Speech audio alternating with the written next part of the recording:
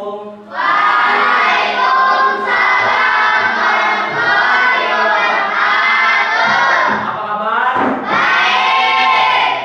Hari ini siapa yang tidak hadir? Tidak ada.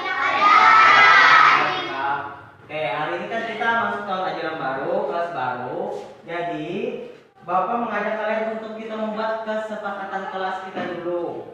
Jadi, kalian tulis apa yang kalian ingin ungkapkan di kelas atau bahasa ini kan hari ini jangan buang sampah sembarangan atau apa itu menurut kalian. Jadi, kalian tulis di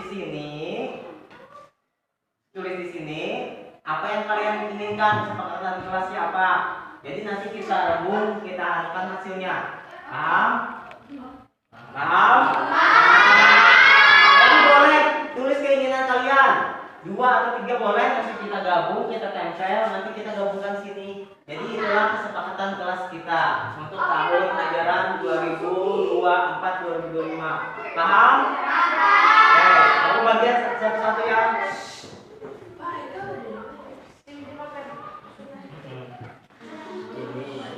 Tulis apa keinginan kalian, kita bahas. Langsung di depan. Tulis saja.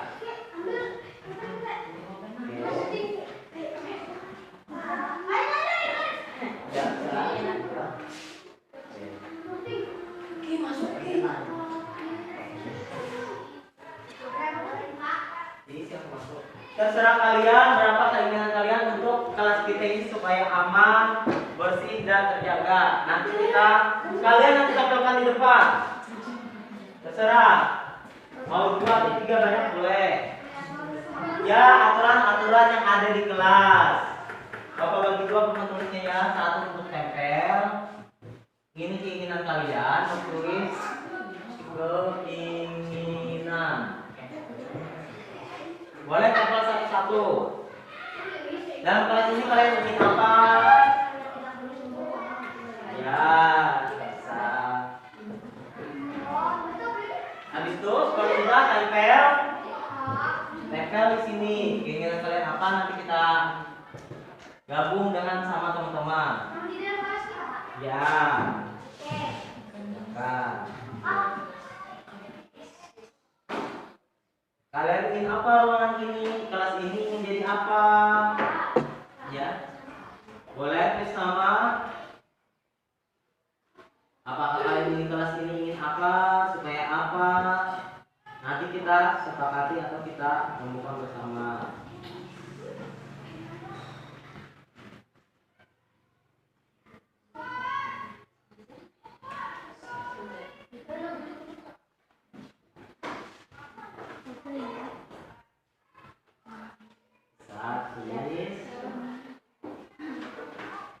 Kalian ingin ruangan ini apa, ingin kesepakatannya apa, masalah kebersihannya apa, bisa ditulis. Nanti kalau sama keinginannya kita gabung ya, kita tempel sini. Misalnya ada 2 atau 3, nanti kita jabarkan di sini.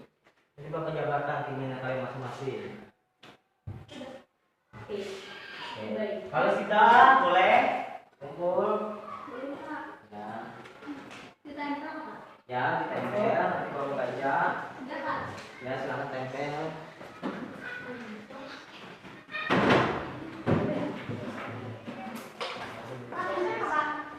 Ya, silakan tempel. Tempel di keinginan. Keinginan apa?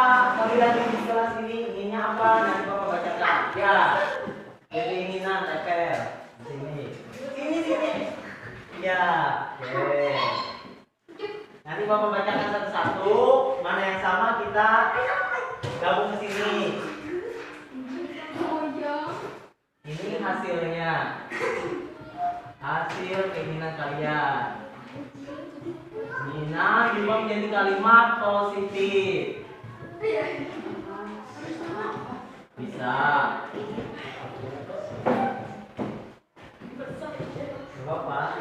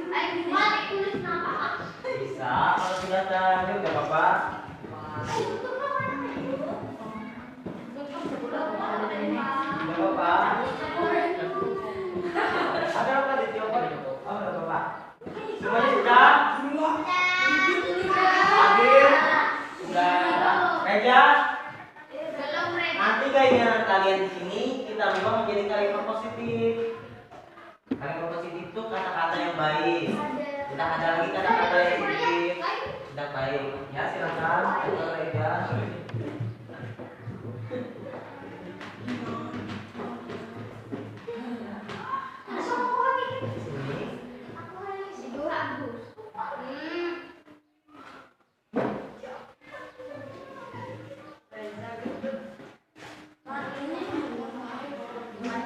Oke. Sudah. Berarti ini adalah keinginan kalian untuk di kelas. Kita cek dari dulu punyanya Rihan. Kayaknya saya tidak boleh makan di kelas. Berarti tidak boleh makan di kelas siapa yang sama? Apa artinya? Tidak boleh makan di kelas berarti makanlah pada saat istirahat. Itu kita ubah menjadi kalimat positif, bukan lagi tidak. Pokoknya jangan atau tidak atau jangan kita rubah kesukaan hasilnya. Berarti tidak boleh kan diganti dengan makanlah pada jam istirahat. Berarti ini kan keinginan kalian atau kesepakatan pertama, makanlah pada jam istirahat. Makanlah makanan pada jam istirahat. Oke, bagus. Ini punya Rihan cuma satu keinginannya. Oke, punya istiqomah. Jangan makan di dalam kelas berarti sama. Berarti makanlah makanan pada jam istirahat. Berarti Reja sama Isti sama. Rihan atau Reja.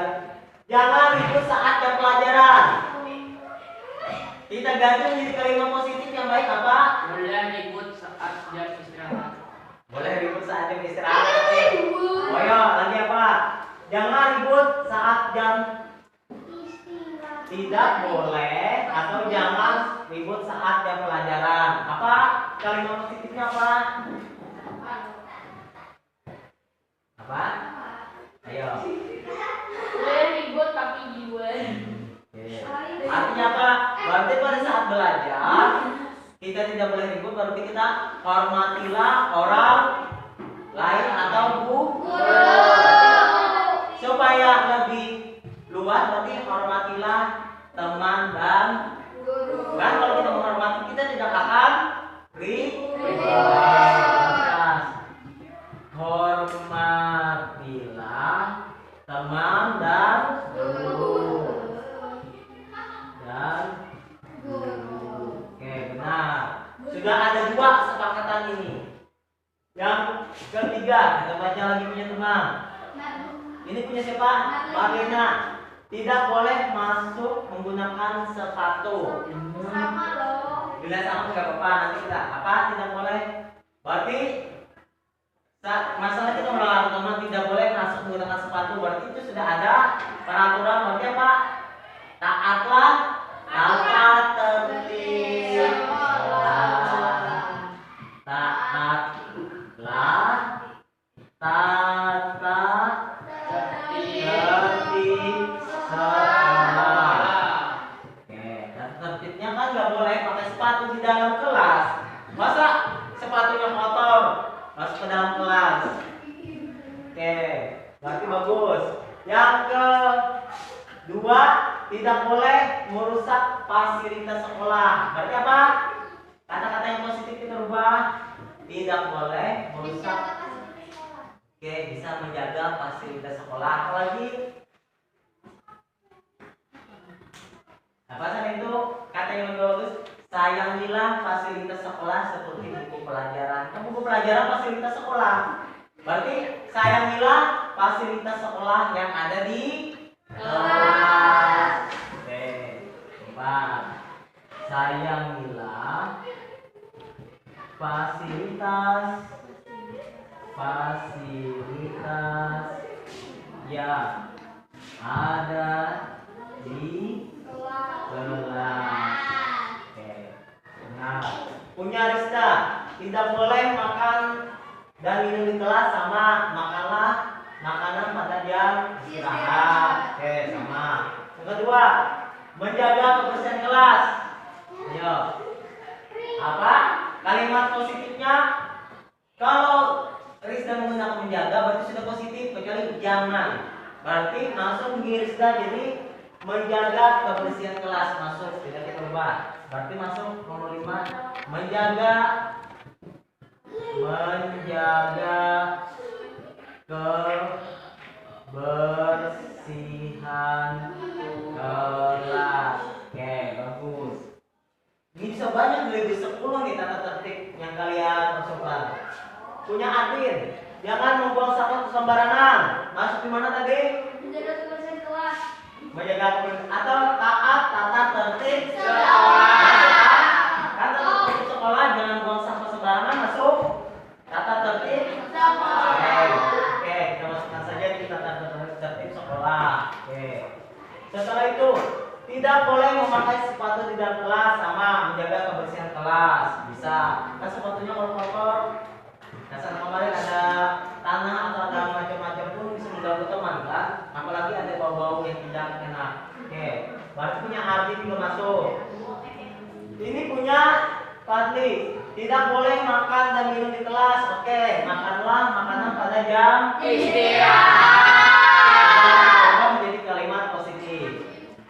Setelah itu yang kedua, tidak boleh memakai sepatu di kelas, sama ini adalah menjaga kebersihan. Masuk. Berarti kalian sudah tahu bagaimana tata tertib sekolah. Nadia, tidak boleh mengejek fisik orang lain. Artinya apa? Tidak boleh. Bullying, saling bullying apa? Hormatilah. Masuk. Teman dan guru. Berarti masuk. Kan kita tidak boleh mengejek, berarti kan menghormati teman baru masuk. Berarti punya Nadia masuk di nomor 2. Menghormati teman dan guru. Oke. Yang kedua, tidak boleh membuang sampah sembarangan. Masuk tata tertib sekolah. Berarti benar punya Nadia. Setelah itu punya Asti Agustina, tidak makan di kelas. Masuk di makan. Benar, masuk. Tidak masuk kelas, tidak boleh masuk kelas memakai sepatu. Jadi ini bagaimana kemarin? Masuk menjaga kebersihan kelas. Masuk. Tidak boleh mencoret dinding. Masuk mana? Menjaga Menjaga tertib. Bisa menjaga fasilitas, bisa juga tata tertib. Masuk. Oke. Yang berikutnya punya musuh. Apa ini? Saya ingin kelas indah. Berarti masuk apa? Menjaga kan? Mau kelas indah berarti kita menjaga kebersihan. Kalau tidak ingin kelas bersih, tidak akan dia bersih kalau tidak kalian menjaga. Berarti masuk 5. Kalian sudah mempunyai 5 ini. Setelah itu punya Riyadi. Aku ingin bisa makan di dalam. Berarti kan waktu Suryadi itu boleh nggak makan di kelas, itu kan Suryadi. Tapi aku ini makan di dalam kelas. Tapi kita kesepakatan kita makanan pada jam istirahat. Nah, setelah itu punya Fitria. Siswa-siswi tidak boleh masuk ke kelas menggunakan sepatu. Benar, masuk di gimana? Kebersihan kan tertib bisa masuk. Antara 3 dan 5 bisa masuk. Oke. Setelah itu memakai topi di kelas, tidak berisik saat pelajaran dimulai. Kalau tidak boleh memakai topi atau memakai topi kan tadi? Tidak boleh pakai topi di kelas, berarti masuk mana? Iya, tata tertib. Setelah itu tidak berisik saat sedang belajar. Masuk di mana?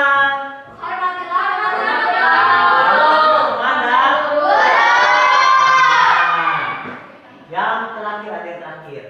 Tidak ada yang makan saat berada di kelas. Seperti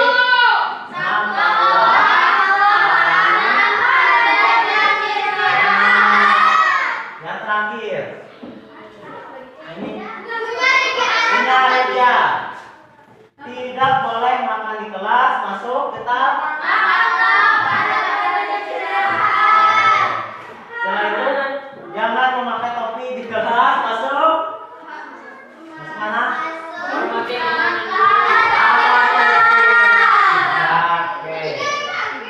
terakhir, membuang sampah di kolong meja. Jangan membuang sampah di kolong meja, berarti terakhir, buanglah sampah Ke tempat tempat sampah. berarti balik 6. Wow, buanglah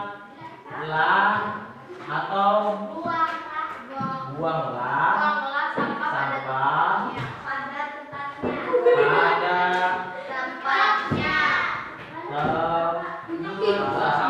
berarti ini ada 6 kesepakatan yang kita sudah ubah dari kalimat negatif menjadi positif.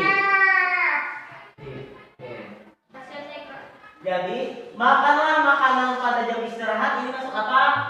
Positif. Positif dan masuk di Negatif. mana? Disiplin.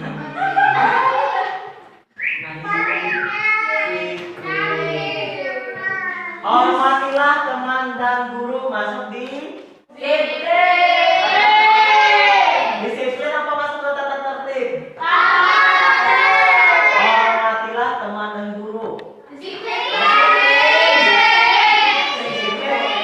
Apa tata tertib? Disiplin. Taatlah tata tertib sekolah, masuk di tata tertib.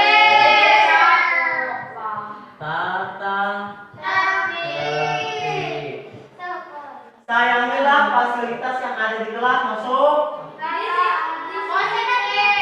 disiplin apa tata tertib? Dok, sayangilah fasilitas yang ada di kelas.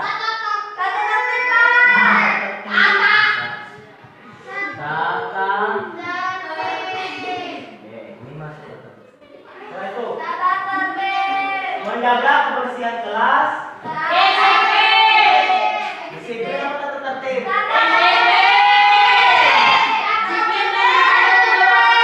Ayo, menjaga kebersihan tata tertib.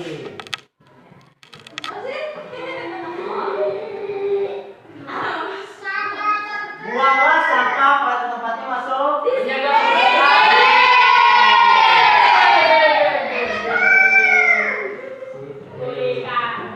Setelah itu ada diagram T dan diagram Y terakhir. Di mana diagram T itu adalah yang terlihat dan tidak terlihat. Di mana situ ada keterangannya. Yang terlihat, makanlah pada jam istirahat. Terlihat atau tidak? Terlihat atau tidak? Makanan yang terlihatnya memakan. Kita lihat. Terlihat adalah memakan. Tidak terlihat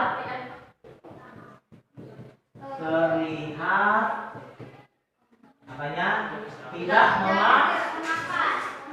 memakan. Iya kan tidak terlihat kalau tidak memakan.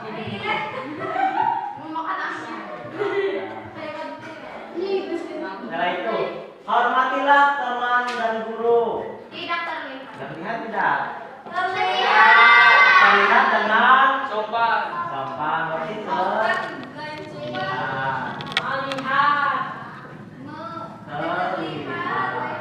Kalau tidak terlihat apa? Orangnya cuma diam saja.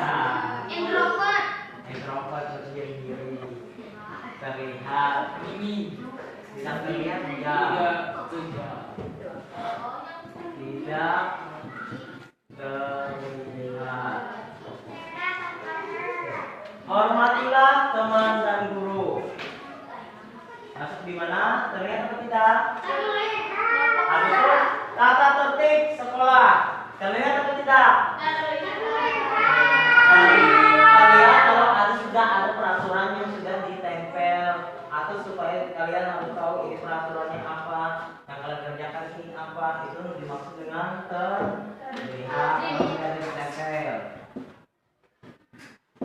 Terlihat. Oke.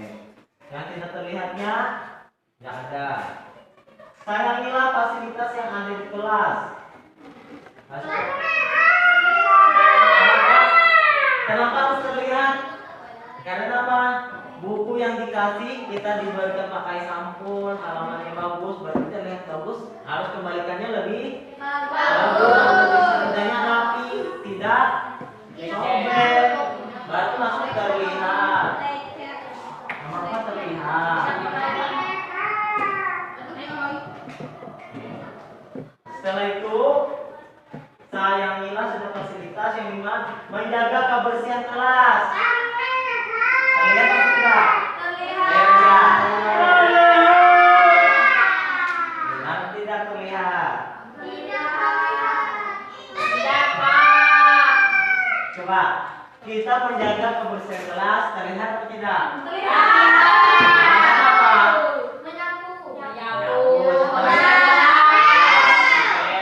Setelah itu kan kita terlihat nih, membersihkan kelas sudah terlihat. Sudah terlihat hasilnya apa? Oke, berarti terlihat hasilnya menjadi bersih.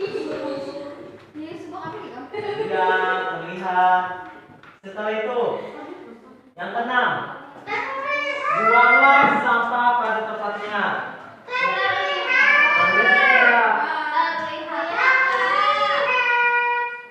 Terlihat atau tidak?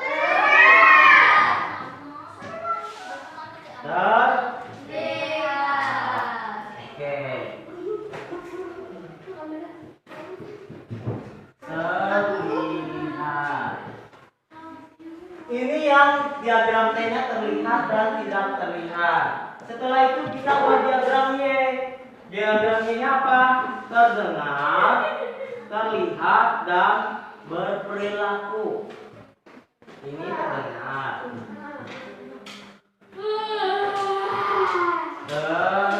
Terdengar, terlihat, perilaku. Nah, kita cocokkan ke diagram Y. Makanlah makanan pada jam istirahat dan disiplin, terlihat atau tidak? Ini makanan. Berarti kalian sudah tahu, berarti sudah hafal cara kita membuat kesepakatan kelas. Berarti hormatilah teman dan guru. Terlihat atau tidak? Sudah dengar. Hormatilah, terlihat. Hormatilah teman dan guru. Terlihat atau tidak? Menghormati berarti hormati. Hormati. Ketiga, taatlah tata tertib sekolah.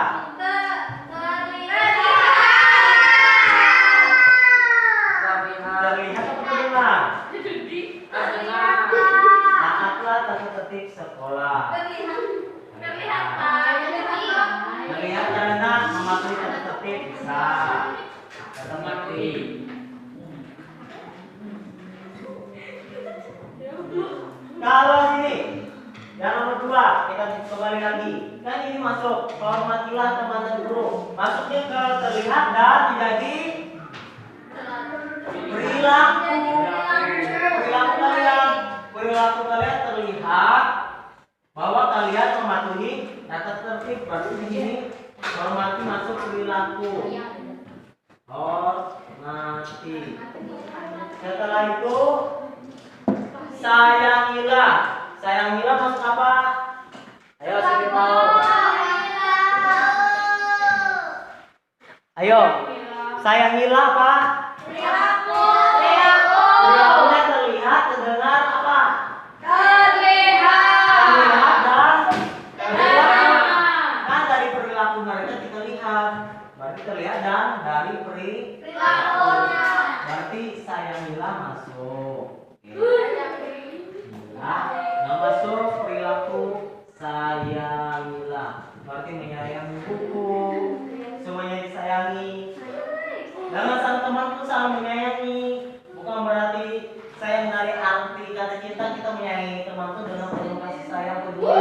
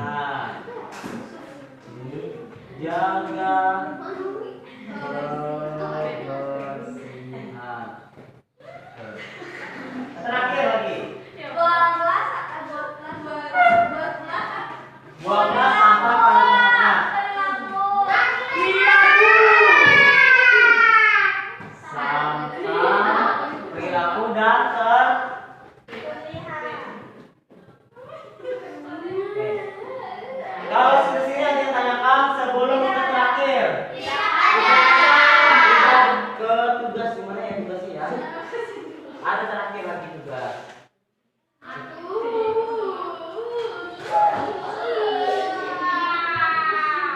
Ini tugas.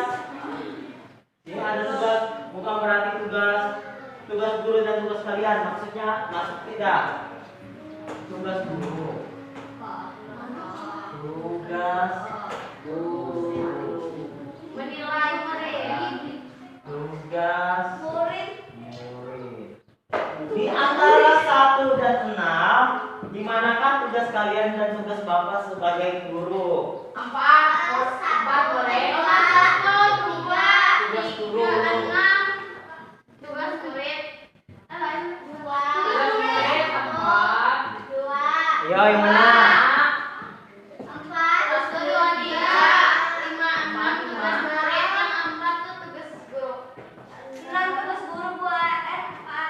Enam tugas siapa?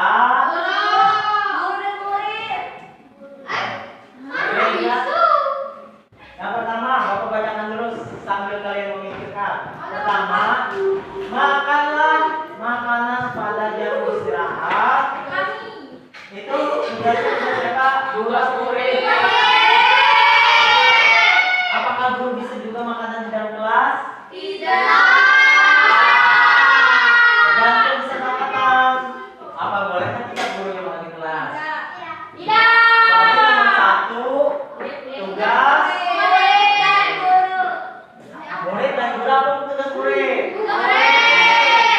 Apa gurunya? Tidak ada. Ya, itu loh. Bisa terjadi kalau gurunya sambil mengajar sambil bawa makanan bisa. Berarti, tapi kalau di kelas adalah tugas. Ini pertama tugas murid. Nah, berarti kalian sudah tahu tugas kalian apa. Nomor 2, hormatilah teman dan guru. Tugas siapa? Guru. Kalau murid, oke. Kalau guru apa alasannya?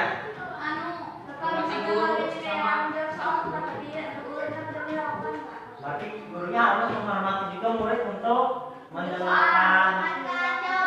Berarti masuk murid dan murid dan kedua guru. Kenapa guru? Selain murid menghargai guru, guru juga menghargai murid. Misalkan satu, Bapak mulai pertanyaan, misalnya Fitria atau Hesti atau siapa yang menjawab, masa Bapak tidak mendengarkan, tidak menghormati? Kan itu sama-sama kita menghormati teman dan guru. Berarti kita saling menghormati. Nomor 3, taatlah tata tertib sekolah. Ini siapa yang menjawab? Di lingkungan sekolah, murid dan kan guru harus ikut tata tertib. Masa guru datang telat atau guru seenak-enaknya mengasih soal tanpa ada murid yang tahu? Oke, ini benar adalah masuk tata tertib sekolah adalah maksudnya adalah disiplin guru dan murid. Oke. Setelah itu, nomor 4, sayangilah fasilitas yang ada di kelas. Guru boleh merusak? Guru boleh merusak? Fasilitas? Berarti tugasnya adalah murid dan guru atau tugas murid saja? Oke, guru dan murid masuk. Nah.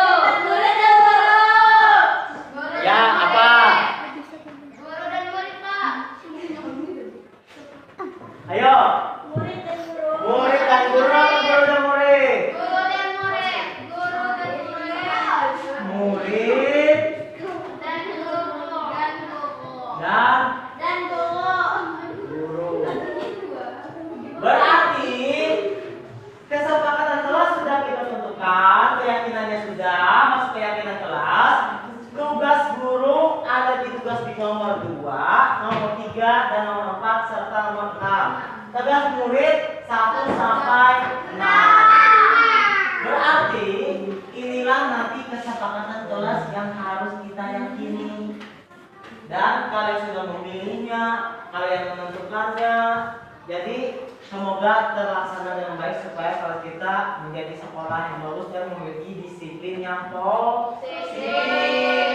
Jadi kalau positif kan enak, kalau izin menggunakan kata-kata yang baik, kalau pada saat jam belajar bagaimana, pada saat istirahat bagaimana.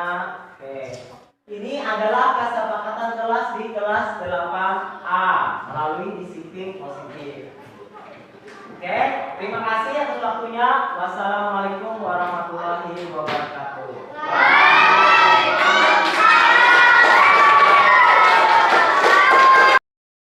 Selamat pagi Bapak Ibu Guru SMP Negeri 2 Kapas Purung. Hari ini kita akan menerima penjelasan dari Pak Hidayat Mitra SPDI tentang berbagi praktek baik pada kita semua, di mana beliau adalah calon guru penggerak untuk periode tahun ini. Kepada Bapak kami persilahkan. Terima kasih Ibu Rohia.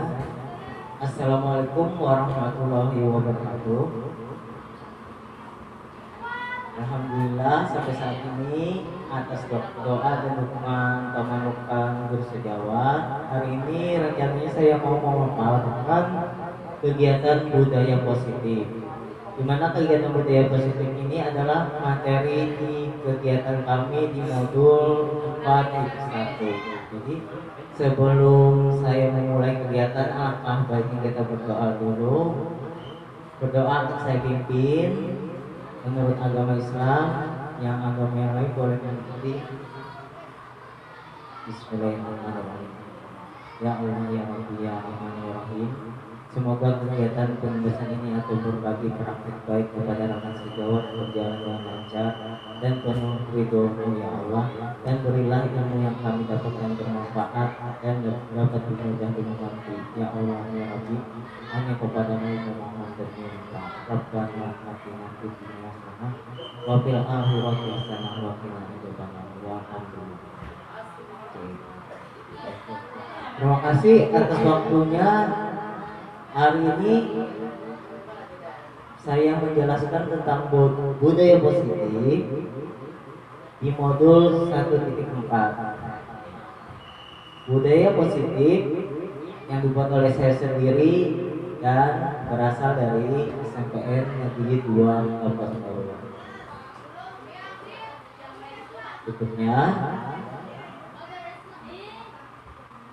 budaya positif. Budaya positif adalah yaitu sekolah mempunyai nilai-nilai atau kebiasaan yang berpihak pada peserta didik agar mereka dapat berkembang menjadi pribadi yang kritis, penuh hormat dan bertanggung jawab.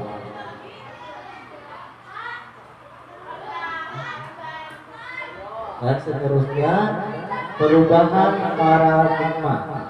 Untuk membangun budaya positif yang positif atau budaya yang lebih baik, sekolah perlu menyediakan lingkungan yang positif, aman dan nyaman agar murid mampu bertindak dan menciptakan dengan merdeka, mandiri dan bertanggung jawab.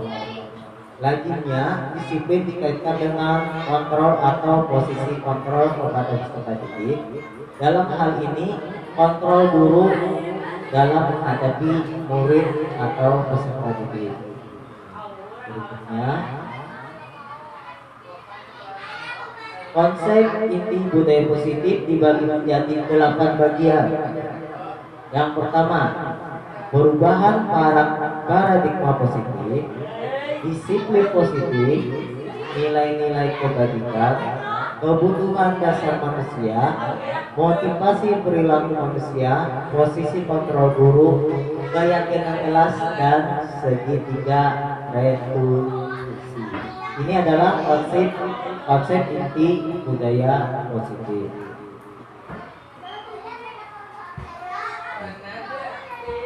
pembelajaran dengan paradigma baru. Di sini tetap pembelajaran menggunakan paradigma baru adalah sesuai dengan profil pelajar Pancasila. Yang pertama, kebinekaan atau Tuhan Yang Maha Esa, kebinekaan global, bergotong royong, mandiri, kreatif, dan bernalar kritis. Di sini pembelajaran dengan paradigma merupakan pembelajaran yang dirancang berdasarkan prinsip-prinsip pembelajaran yang berdiferensiasi, sehingga peserta didik belajar sesuai dengan kebutuhan berdasarkan tahapan perkembangan sesuai teori psikologi modern untuk mewujudkan profil pelajar Pancasila.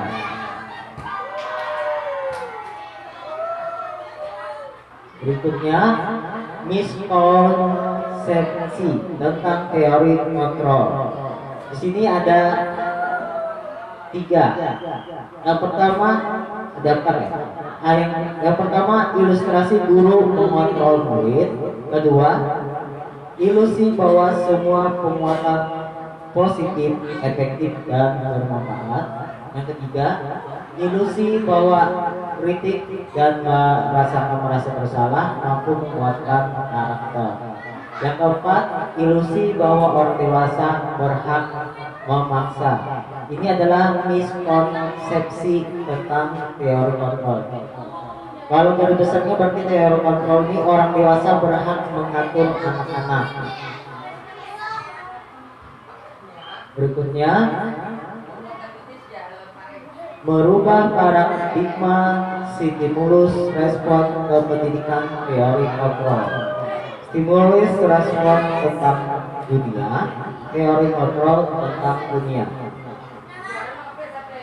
Di sini realitas kebutuhan kita sama. Semua orang memiliki hal yang sama. Yang ketiga, kita mencoba mengubah orang agar berpendapat sama dengan kita. Yang keempat, perilaku buruk dilihat sebagai suatu kesalahan. Saya bisa mengontrol orang lain. Maka berikutnya, memaksakan ada pada saat butuhkan atau gagal. Yang terakhir, model berpikir menang atau kalah. Teori kontrol tentang dunia, realitas kebutuhan kita berbeda. Setiap orang memiliki gambaran berbeda. Kita berusaha memahami pandangan orang lain tentang dunia. Semua berperilaku memilih tujuan. Berikutnya, hanya ada yang bisa mengontrol diri Anda. Anda tidak bisa mengontrol orang lain. Kolaborasi dan kesuksesan menciptakan pilihan-pilihan baru. Modern berpikir memang berbeda-beda. Ini adalah merubah paradigma stimulus respon ke pindahan teori kontrol. Berikutnya, disiplin positif. Disiplin positif berasal dari kata dispiliana yang artinya belajar. Disiplin mengacu pada disiplin diri yang memiliki tanggung jawab terhadap apa yang dilakukan berdasarkan nilai-nilai yang diyakini. Disiplin positif merupakan salah satu cara penerapan disiplin yang bertujuan menumbuhkan kesadaran serta memberdayakan peserta didik tanpa imbalan, penghargaan atau reward, serta ancaman atau hukuman. Sebagai pendidik, tujuan kita adalah menciptakan peserta didik yang memiliki disiplin diri, sehingga mereka berperilaku mengacu kepada nilai-nilai kebajikan yang universal dan memiliki motivasi intrinsik dalam perubahan perilaku ke arah yang lebih baik. Ini adalah pengertian dari disiplin positif. Berikutnya,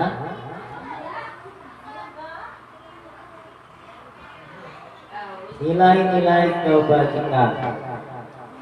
Nilai-nilai kebajikan yang disepakati bersama lepas dari suku bangsa, agama, bahasa, ras, atau latar belakang. Contohnya, nilai kebajikan institusi atau organisasi.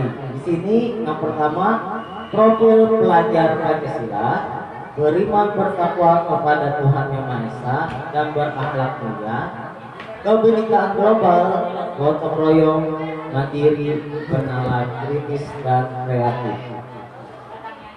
Dari Ibu Premier Program IIP, toleransi, rasa hormat, integritas, mandiri, menghargai, antusias, empati, keingintahuan, kreativitas, kerjasama, percaya diri, dan komitmen. 9 pilar karakter, yaitu berasal dari Indonesia Heritage Foundation IHF, cinta Tuhan dan segenap ciptaannya, kemandirian dan tanggung jawab, kejujuran atau amanah, diplomatis, hormat dan santun, dermawan, suka menolong dan gotong royong, percaya diri, kreatif dan pekerja keras, pemimpin, keadilan dan baik dan rendah hati, toleransi, kedamaian dan kesatuan. Ini adalah bagian dari nilai-nilai kebajikan, nilai yang disepakati bersama, lepas dari suku, bangsa, agama, bahasa, ras atau latar belakang budaya. Berikutnya lagi, kebutuhan dasar manusia.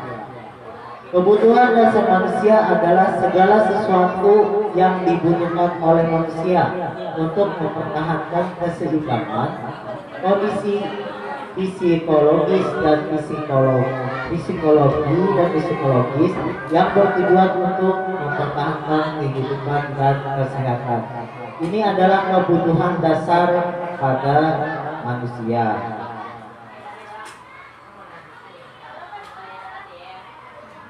Ini ada 5 kebutuhan dasar manusia menurut Dr. Randes William Glasser. Pertama, penguasaan. Penguasaan adalah penguasaan dirinya sendiri untuk menguasai dirinya sendiri dan orang lain. Ibarat kata dia ingin bisa mempengaruhi orang di sekitar mereka. Kasih sayang dan rasa diterima adalah mereka ingin selalu disayang, ingin diterima dalam berbagai hal. Ibarat kata mereka ingin selalu diperhatikan tanpa memperdulikan orang lain. Yang berikutnya, kebebasan. Kebebasan adalah bertujuan untuk bisa mereka mengeksplor diri, menunjukkan bakat dan minat mereka untuk mencapai kebutuhan mereka. Kesenangan dalam arti kata mereka ingin membahagiakan diri tanpa menghiraukan orang lain, dan mereka ingin selalu bahagia, merasa senang. Bertahan hidup adalah bagaimana cara mereka menahan diri dalam kondisi apapun atau dalam suatu individu untuk mereka bertahan dalam situasi dan kondisi apapun. Berikutnya, motivasi perilaku manusia. Motivasi perilaku manusia pertama, untuk menghindari ketidaknyamanan atau hukuman. Kedua, untuk mendapatkan imbalan atau penghargaan dari orang lain. Ketiga, untuk menjadi orang yang mereka ingini dan menghargai diri sendiri dengan nilai-nilai yang mereka percayai. Misalnya ini adalah motivasi perilaku manusia untuk dihargai, mendapat penghargaan, dan ingin menghargai diri sendiri dengan nilai-nilai yang mereka percayai. Ini adalah motivasi perilaku manusia.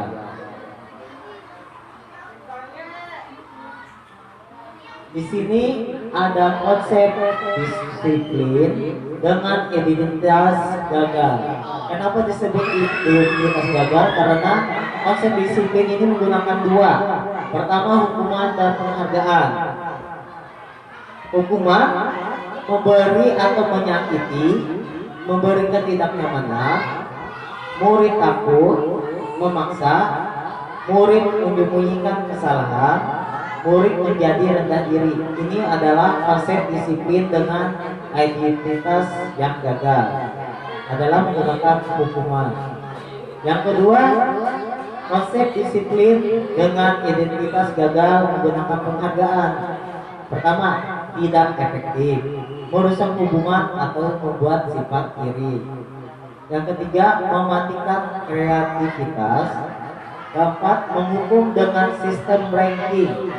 Kelima, merampas hak menghargai dirinya.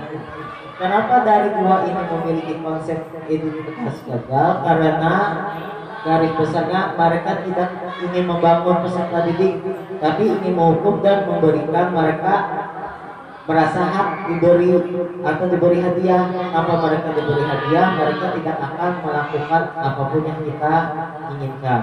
Ini adalah konsep disiplin dengan identitas gagal.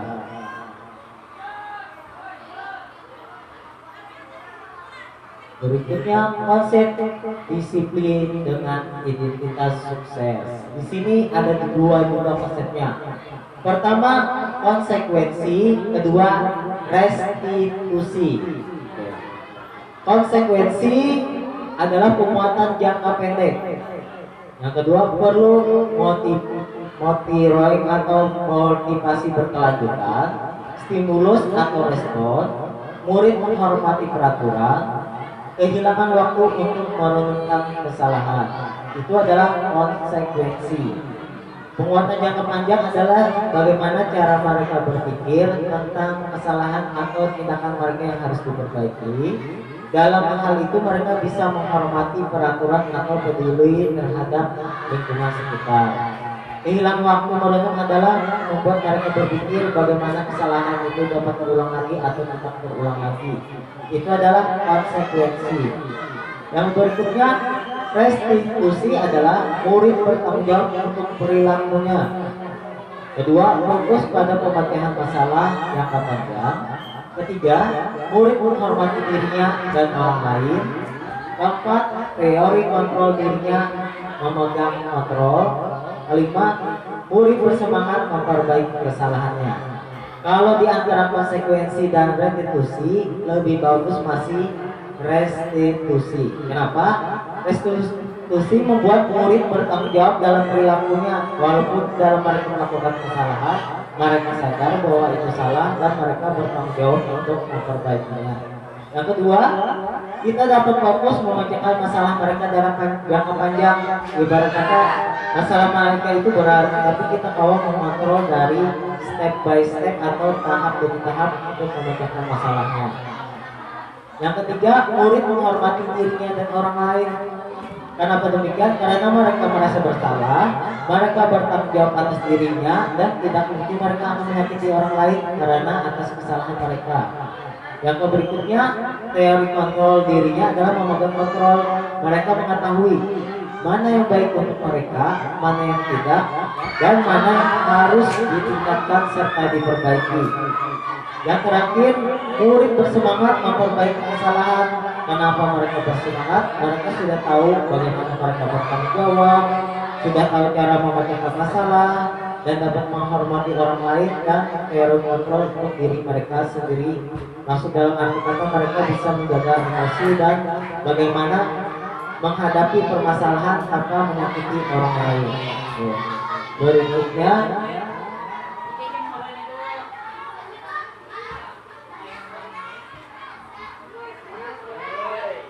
konsep disiplin pendekatan restitusi.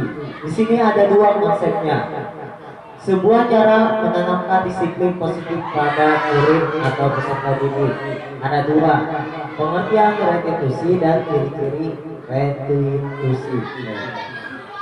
Pengertiannya adalah proses menciptakan kondisi bagi murid untuk memperbaiki kesalahan mereka, sehingga mereka bisa kembali pada kelompok mereka dengan karakter yang lebih kuat.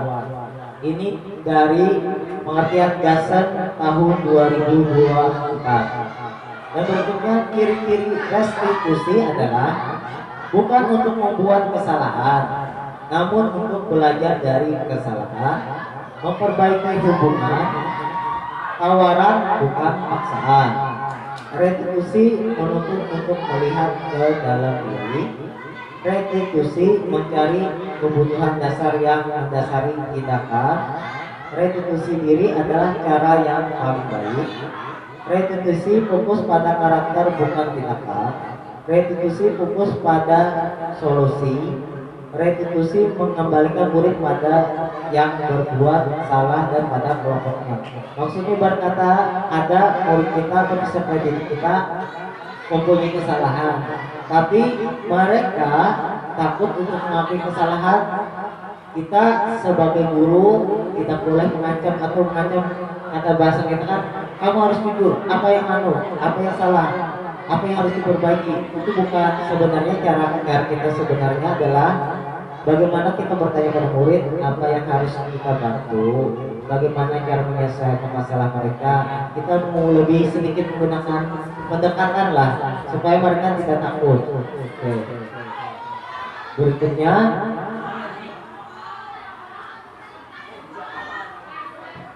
perbedaan contoh kasus siswa sering tidak mengerjakan PR. Sini ada kasus perbedaan hukuman, konsekuensi, dan restitusi. Pertama, kalau kita menggunakan hukuman kepada peserta didik yang tidak mengerjakan PR, sini guru menghukum siswa tersebut, misalkan hormat bendera selama 10 menit, berlari keliling lapangan, guru marah-marah supaya murid takut. Itu adalah sikap kita dalam menggunakan hukuman. Untuk konsekuensi, guru memberikan konsekuensi untuk mengerjakan PR-nya saat istirahat atau dikerjakan sebanyak 3 kali lipat atau 5 kali lipat. Dan guru tegas dan mahasiswa harus menghormati peraturan. Itu bagian dari konsekuensi. Dan yang terakhir, restitusi. Guru menanyakan keyakinan kelas dulu kepada peserta didik dan membantu si peserta didik menyelesaikan masalahnya. Guru terbuka dan siswa menghormati dirinya dan orang lain. Dari 3 posisi kontrol di atas, yang dianjurkan adalah posisi restitusi, bukan hukuman, apalagi konsekuensi untuk siswa yang sering tidak mengerjakan tugas atau siswa yang melanggar peraturan di sekolah. Berikutnya 5 posisi kontrol. Yang pertama, apakah kita sebagai penghukum? Kedua, membuat rasa bersalah. Ketiga, atau sebagai teman. Keempat, sebagai pemantau. Atau kelima, sebagai manajer. Ini adalah 5 posisi kontrol untuk restitusi. Tapi di antara 5 ini tetap ada 2 yang posisi gagal, yaitu penghukum dan pembuat rasa bersalah. Yang posisi yang tidak gagal adalah sebagai teman, pemantau, dan manajer.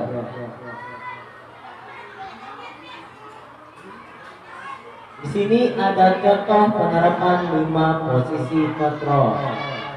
Sebagai penghukum, misalkan siswa tidak memakai atribut lengkap saat upacara bendera.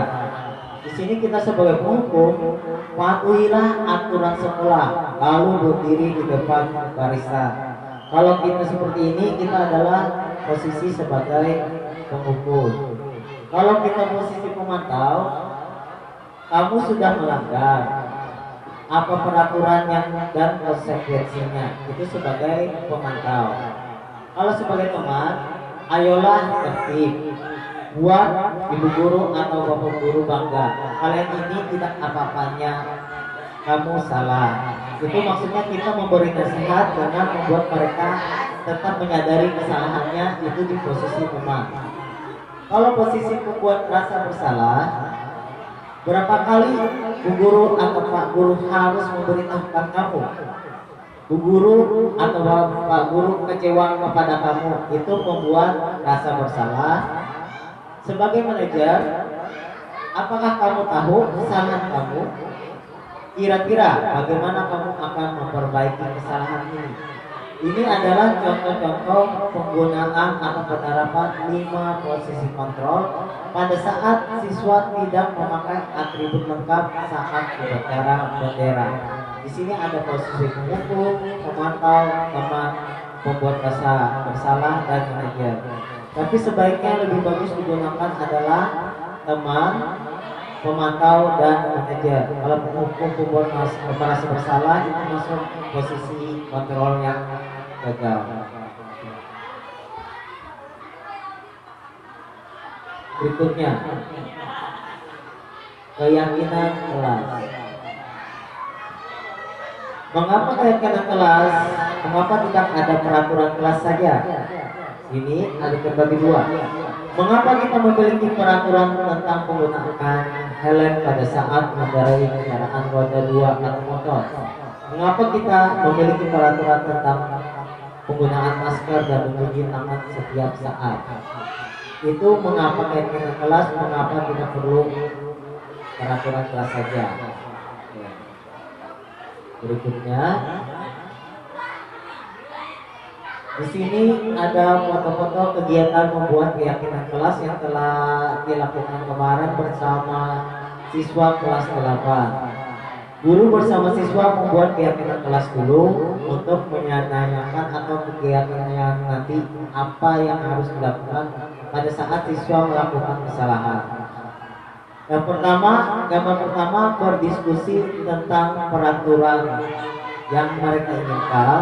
Dari kalimat negatif kita rubah menjadi kalimat positif. Sini menyusun peraturan menjadi keyakinan kelas. Menyusun peraturan yang telah disepakati menjadi keyakinan kelas. Yang terakhir, menempelkan keyakinan kelas di kertas. Misalkan contoh keyakinan kelas yang ditanyakan kemarin anak-anak, jangan membuang sampah sembarangan. Itu kan kalimat negatif. Kalau dirubah ke kalimat positif yang lebih baik lagi adalah gunakan buanglah sampah pada tempatnya. Yang kedua kemarin, jangan makan dan minum pada saat jam pelajaran. Itu kalimat negatifnya. Dan kami rubah menjadi kalimat positif dengan menggunakan makanlah dan minum pada jam istirahat. Itulah bagian dari kegiatan-kegiatan kami kemarin yang membuat keyakinan kelas bersama siswa-siswi kelas 8.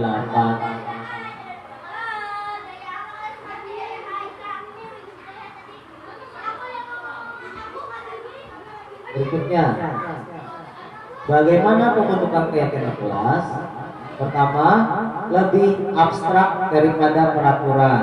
Maksudnya lebih kelihatan sebenarnya real, bagaimana pendapat anak-anak, bagaimana keinginan anak-anak, bagaimana yang harus mereka inginkan kita rubah menjadi kalimat positif. Asalnya kalimat negatif kita rubah menjadi kalimat positif.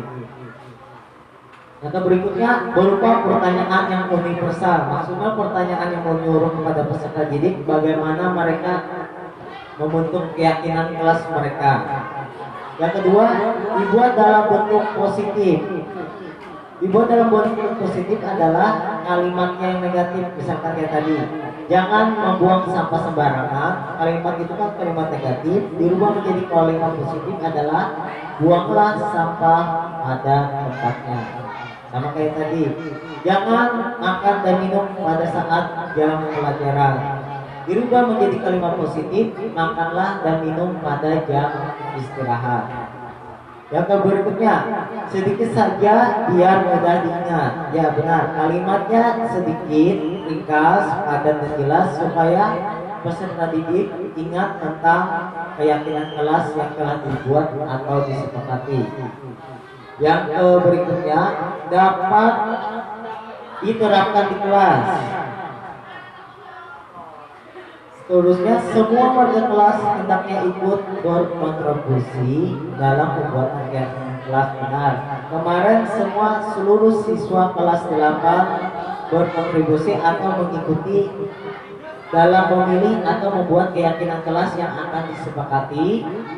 Dan seterusnya yang terakhir, bersedia meninjau kembali keyakinan kelas dari waktu ke waktu. Maksudnya, apakah keyakinan kelas yang telah disepakati itu bisa berjalan lancar atau tidak, itu akan ditinjau kembali dan dapat diubah kembali untuk pada semester berikutnya atau pada tahun pelajaran berikutnya.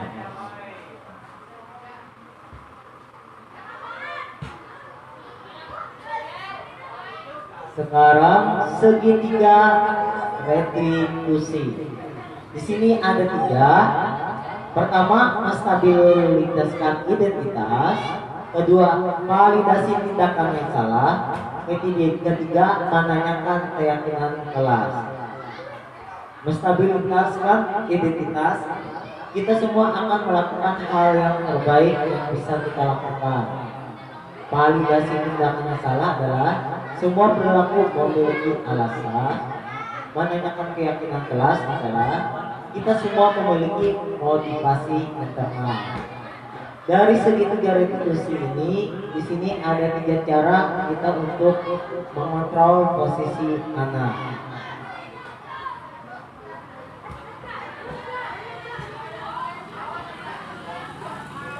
Dan terakhir, terima kasih. Inilah paparan materi yang singkat dari saya tentang disiplin positif. Kalau ada teman-teman atau rekan sejawat boleh memberi saran atau pendapat silahkan. Karena ini hanya untuk sharing saja, kita berbagi pengalaman yang tentang modul pembelajaran saya pada modul 1.4. Demikian yang telah saya sampaikan, saya kembalikan kepada moderator dulu, Ibu Romuja, silakan.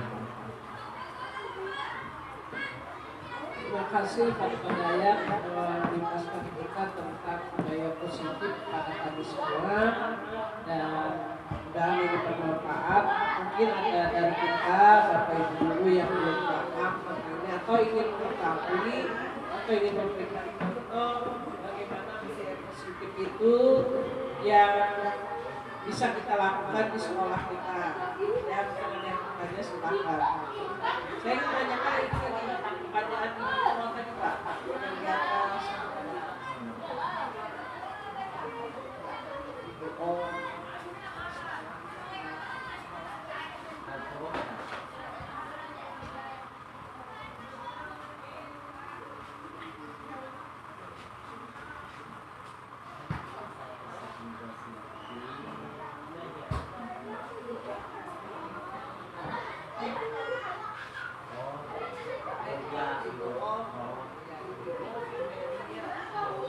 Terima kasih atas pertanyaan Bu Romuja. Ini adalah contoh nilai kebajikan dari institusi atau organisasi. Jadi kalau IBO Primaria itu program dari instansi atau organisasi. Jadi kita ambil mulai ini program mereka adalah yang telah disepakati bersama, memiliki nilai lepas dari suku, bangsa, agama, bahasa, dan latar belakang.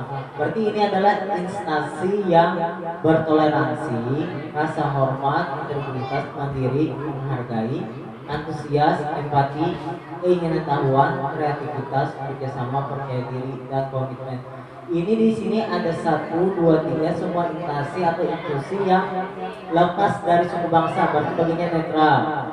Tidak mengundang suku bangsa, agama, bahasa, ras, dan latar belakang. Ini adalah instansi atau institusi yang memiliki nilai-nilai kebajikan yang lepas dari suku bangsa, agama, ras, atau latar belakang.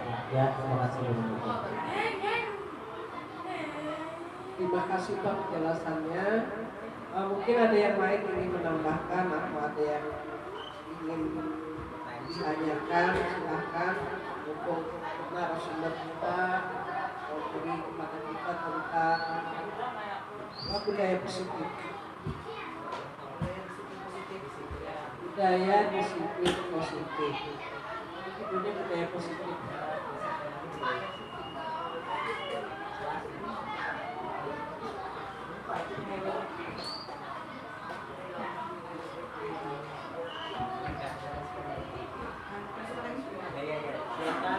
Silakan untuk Bu Asmaul minta saran dan masukannya.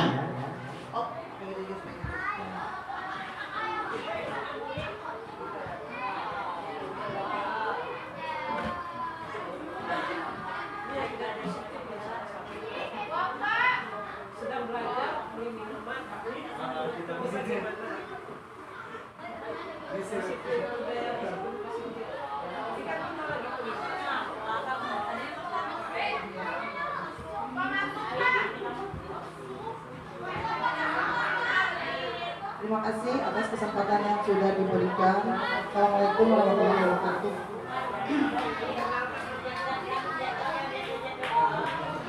Perkenalkan, nama saya Asmaul Husna SPDI. Saya mengambil mata pelajaran pendidikan agama Islam. Di sini yang saya ingin tanyakan,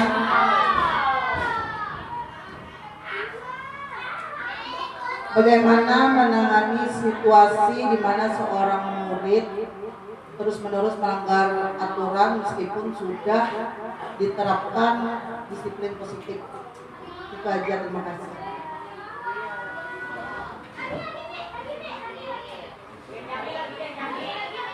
Oke, pertanyaannya sangat bagus ya.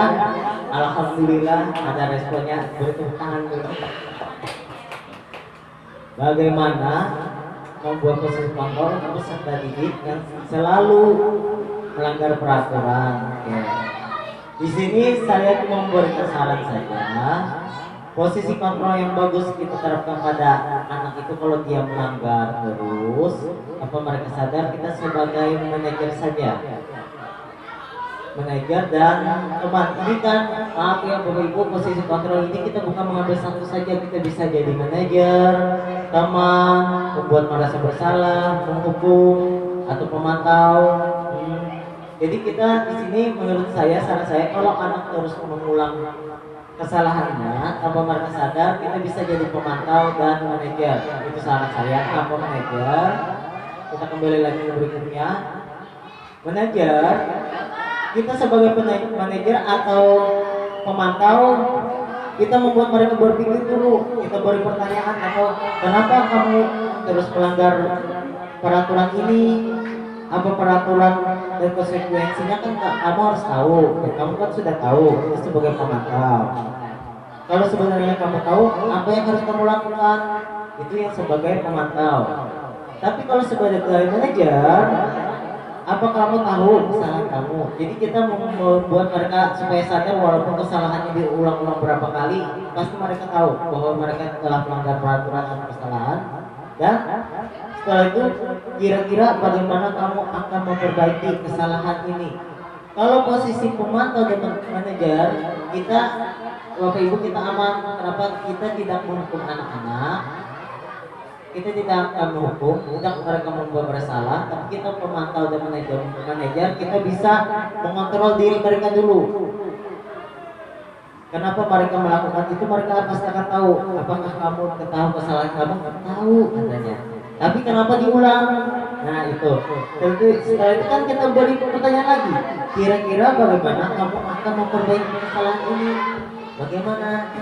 Apa kalau salah sama teman meminta hal, kan kita menumbuhkan sadar diri dulu untuk mereka sadar diri. Apakah mereka harus meminta maaf kepada teman yang telah mereka sakiti atau mereka curangi, atau minta maaf kepada guru karena mereka menggunakan kata-kata yang salah? Itu kita meyakinkan diri mereka supaya mereka bangkit. Bukan berarti kita membuat mereka, tapi sadar diri lah kalau nanti nggak garis besarnya. Oke, demikian jawaban dari saya. Mohon maaf kalau ada yang salah. Terima kasih atas pertanyaan dari Ibu Asmaul Husna. Terima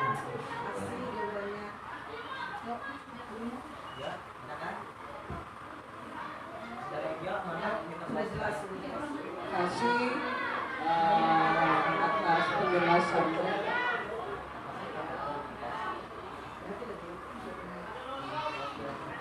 Terima kasih atas pengetahuan yang diberikan kepada kami semua, pada penyanyi tadi Hidayat